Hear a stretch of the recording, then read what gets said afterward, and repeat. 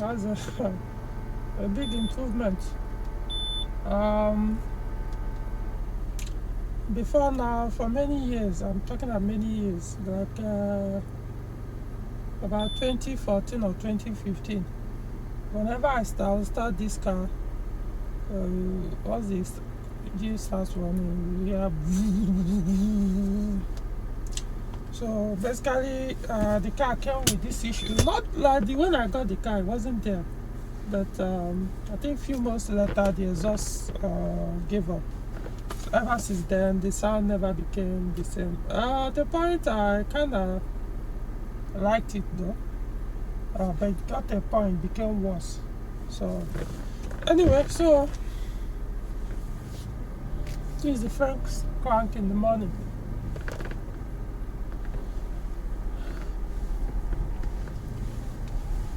So this video is basically an update on the exhaust replacement. So obviously it's quieter now. If you watch most of my videos with of this car, why emotion or why I'm driving, yeah, you could tell I will expect the sound to be hearing the exhaust sound and on those videos.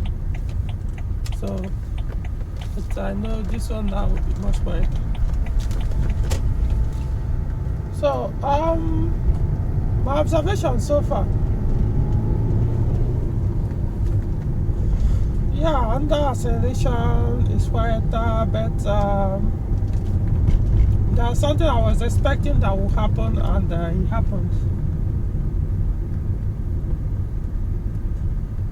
Let me pass here.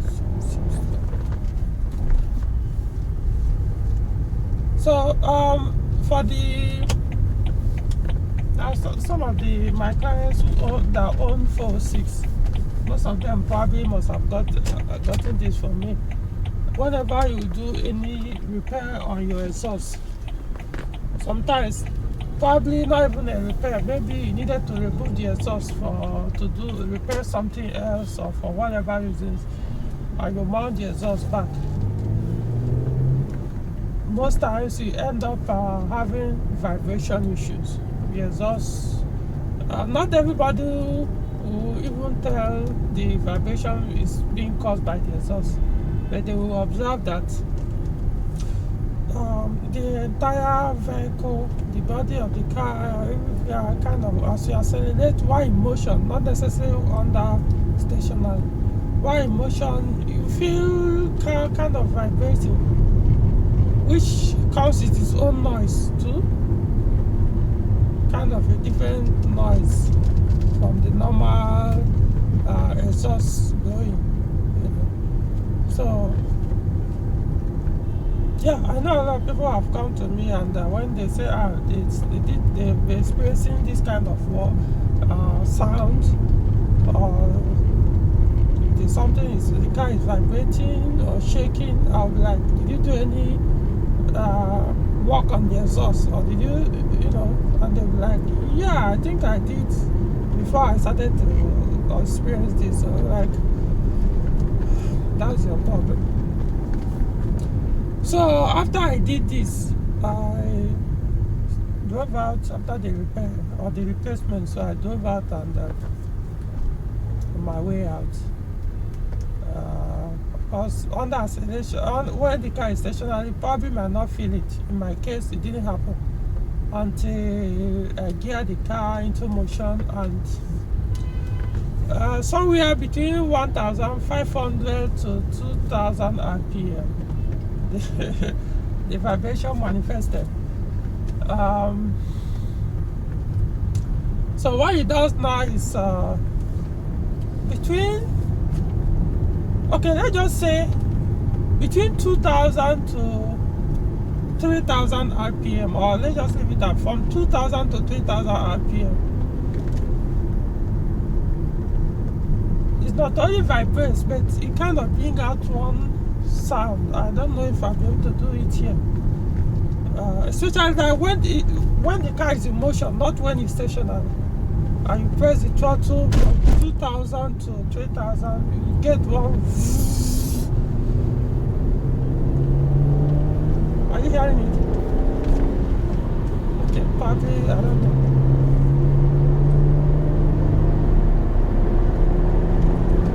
So the sound, that sound is actually because of the vibration, and it's coming from that joint where the center port is attached to the other pipe that comes from the engine. So that's where the noise is coming from. So to make that kind of sound, but once you exceed 3,000 RPM, it goes away. So now this is not like the first time I've experienced it. I'm not sure the sound is the same with other ones I've experienced. So this one is kind of different. So usually whenever I do exhaust work and it happens, what I usually do is I'll go under the car by myself. Sometimes it's not once, twice. Sometimes once we fix it, I'll go under the car, get to the center of that exhaust, then in the middle of the car, I'll go under and I start shaking it sideways. I will grab the center port and then try to push it down, press it down or pull it down, push it sideways. I'll just be doing that over and over. I might do it like 10, 20 times. Sometimes I move back a little towards the end, not necessarily the end of that pipe. I also be shaking it, you know. All I'll be doing is trying to release the exhaust a little. Because most cases, where after mounting the exhaust or doing the exhaust, it will be too firm, too strong, as in it's supposed to be a little bit relaxed from the engine. Even though there's something there that is supposed to make it flexible, so that the vibration from the engine doesn't pass through, or when the pipe is shaking, it will allow it to shake without bending or affecting the catalyst that is permanent, you know, like it's firmly attached on the exhaust manifold. So I'll just be doing that, shaking it. I'll do it, like I said, many times, as much as I could. Start the vehicle, move it. Like I said, sometimes the first time I'll do it, it will take care of it. The vibration, the noise, everything will be gone. Sometimes I'll do it, it will be just a little bit, there will be an improvement, just a little bit. Maybe another time, it might not be that same day, you know, until eventually it will go away. So it happened, and I'm not really I haven't had time to go under the engine to do under the car to do that. So but the truth is, I'm hearing the rear shock absorbers, they are weak. Remember earlier this year I did the overhaul on the front, so remaining the rear shock absorbers, the two of them, I knew for a fact that they are already weak. So I'm hearing pookum coming from there. So that's one of the things I will have to do.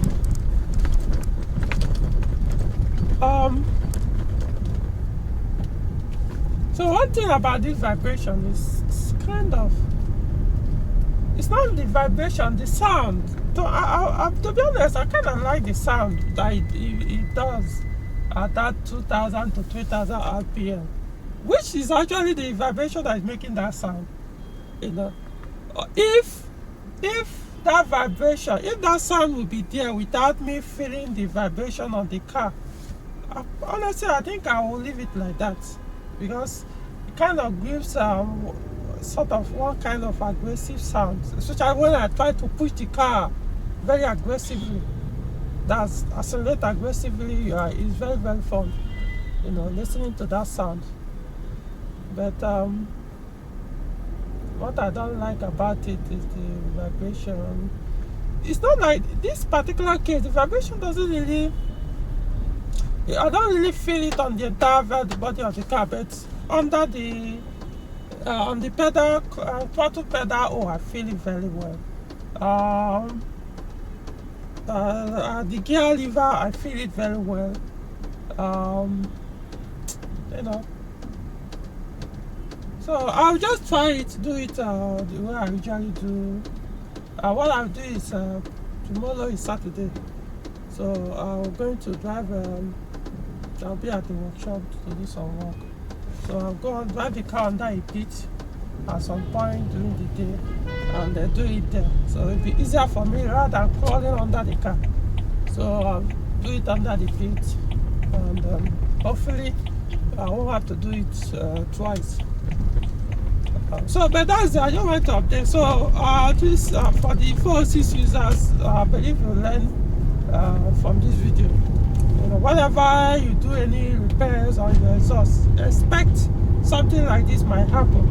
You might not feel it, you might not know the difference until at some point you'll be like, no, this is not how my car used to sound, or why am I feeling all this vibration everywhere?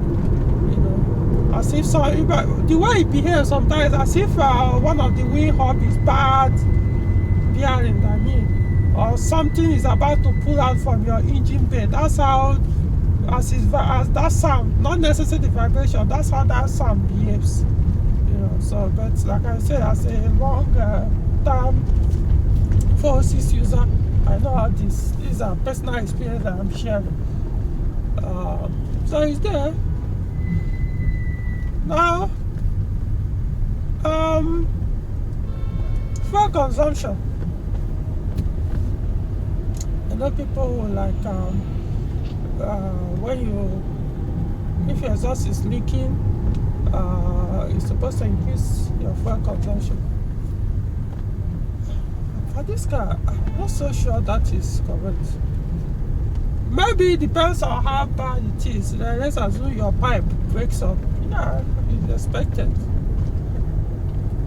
All those years I've been using this car without loud exhaust leaking from every part of it. This car still remains the least fuel consumer of all my cars. Yeah, all of them, the injection systems are okay. The other ones, all the exhausts are okay. No leakage, nothing. Yet, this one with the leaky exhaust still consumes the least. So, to me, I kind of, I'm not expecting any change on the fuel consumption because,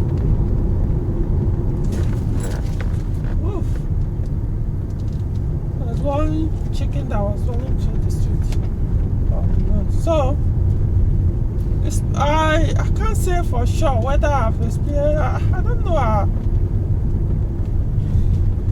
I'm not checking the calculation one computer is doing anyway. I've looked at the gauge since I did that work, topped up fuel. To me, consumption, even if there's a little change or improvement on the fuel consumption after I mounted this good exhaust, yet it's not that significant. That's my point. Or maybe over time, because one thing I'll tell you is, of course, the ECU took a while it has to readjust. When I first did this, the acceleration wasn't sharp as it used to be, which I was expecting actually. Whenever I do this kind of work, the ECU will have to start adjusting, because the airflow have changed. So it started to learn. So it took a while. I mean, if I try to press it hard, it will make drone noise as if there's loss of power or fuel power supply is not full enough. It has been my experience with this car. There's some work I will do, especially this exhaust work. You get that distance, and after some kilometer drive, then it will learn the flow, readjust, and then start kicking in again. So we'll see. Maybe this you might eventually learn and improve on the consumption. But like I said, even with the leaky exhaust, it still consumes the least of all the other VCs I have, among other VCs I have. So I'm not really expecting anything so dramatic, that's in terms of change of the consumption. So that's basically how I say. Maybe there will be, but like I said, I don't know. So it's a big at least for the next. This car actually came from Germany. So that's one thing with cars being imported from Germany. Came from there, so they tend to have rust issues. So when it came, yeah, I knew even before I made the purchase, the exhaust was badly rusted. Not just the exhaust, other components under the car were badly rusted. So that's why I did everything I could. I couldn't find the exhaust. I thought I could be able to fix and it will stay like that, but you fix this place, you leak another place, you fix it again, it will leak from that same spot you wear them. I just gave up. Sometimes I'll make an attempt to look for it. The V6 ones are very hard to get for 406. The exhausts are hard to get. They're not always available. Not necessarily expensive. The expensive one is that rear port. It costs more than every other 406 4-cylinder port. But these other center ones, not that expensive, but they are not easily available. So sometimes I'll just give up, use it for years without even bothering to do the search again. Sometimes I'll be like, okay, let me make another attempt. I'll make few calls, go to market. I just give up again. So until this last time, and it worked for me. So if you have a 406 V6 or 406 with EW12, especially EW12, what really makes it different is the pipe. It's not necessarily that those spots.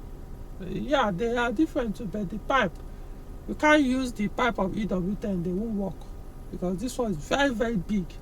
So you can understand why. So it must be exactly that. Otherwise, you have to start modifying to cut this one. I don't like, there are some modifications I don't like doing on my cars.